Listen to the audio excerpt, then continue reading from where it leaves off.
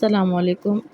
معاشرے میں بد اخلاقی اس حد تک بڑھ گئی ہے کہ ہر کوئی اپنا غصہ دوسروں پر اتار رہا ہوتا ہے۔ آپ کا انداز گفتگو اس حد تک ناقابل برداشت ہو چکا ہے کہ جب آپ بات کرتے ہیں تو آپ کی بات کرنے کا انداز سننے والوں کو بے انتہا ناگزیر گزرتا ہے۔ آپ کے بات کرنے میں ایک ایک لفظ سے زیادہ بد اخلاقی ظاہر ہو رہی ہوتی ہے۔ آپ لوگوں کا دل دکھا رہے ہوتے ہیں، چاہے وہ چھوٹی سی بات ہو یا چاہے وہ بڑی سی بات ہو یا کوئی بات ہو ہی نہ۔ آپ اپنا غصہ کسی اور پر اتار رہے ہیں، آپ اپنی پریشانی کسی اور پر اتار رہے ہیں، آپ اپنے مسائل کا حل کسی اور سے حاصل کر رہے ہیں۔ یہ ساری چیزیں آپ کر گزرتے ہیں۔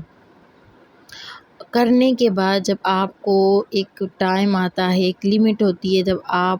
غصہ کر جاتے ہیں، پھر اس کے بعد آپ جب سوچتے ہیں کہ میں نے غلط کیا، اور پھر جب آپ معذرت کرتے ہیں کہ یار سوری،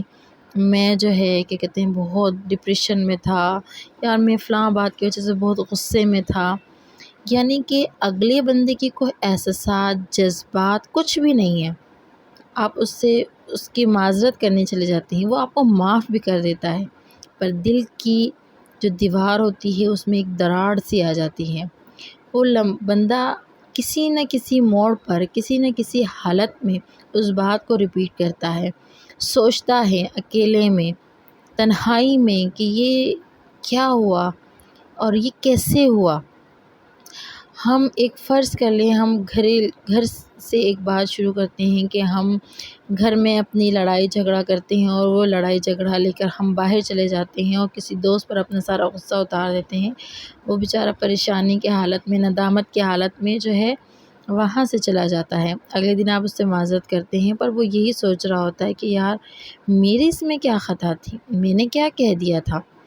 ہم اپنا غصہ ہم اگلے کے دل کی دھجیاں اڑا دیتے ہیں، اور بعض اوقات تو ہم یہ سوچتے ہی نہیں ہیں، اس بات کو ذہن میں لاتے ہی نہیں ہیں کہ ہم نے کسی کا دل دکھایا ہے، ہمیں اس سے معذرت کرنی ہے۔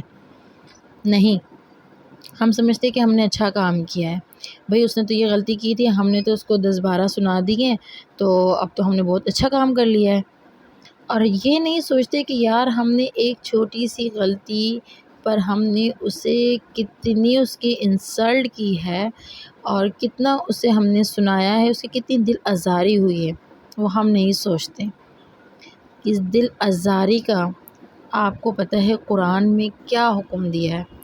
دل آزاری کرنے والوں کو، دل توڑنے والوں کو اللہ پاک نے کہا ہے کہ یہ جہنم میں جائیں گے۔ حضرت عائشہ رضی اللہ تعالیٰ عنہ ایک مرتبہ حضرت محمد صلی اللہ علیہ وآلہ وسلم سے معراج کی خلوت خاص کی باتوں میں